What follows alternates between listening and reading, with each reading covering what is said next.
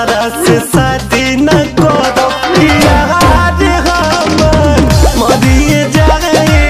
Mummy रे दूसरा से शादी न करो मजनुआ हमर मरिए जाए।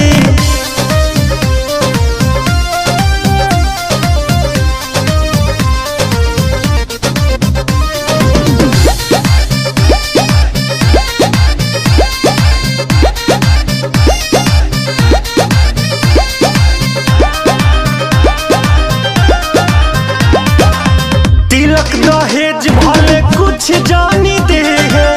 कदी है छूछे विदाई रे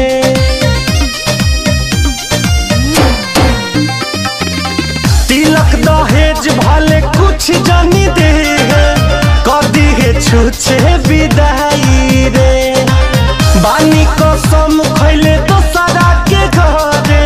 डोली हमारे नहीं जाई रे बुझू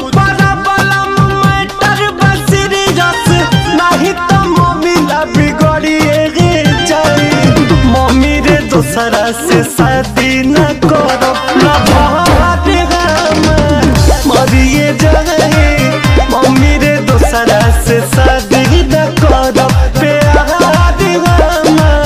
मरिए जाए।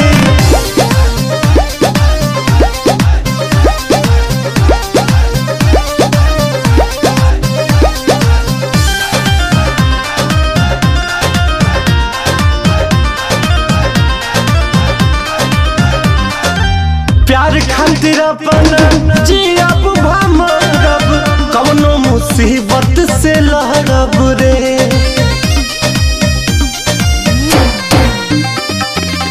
प्यार खातिर अपन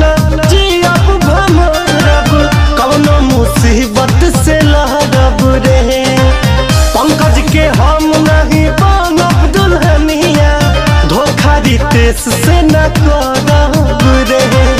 तोरा खुश करे खातिर मम्मी दुनिया मोर उजरिए जाए मम आई मेरी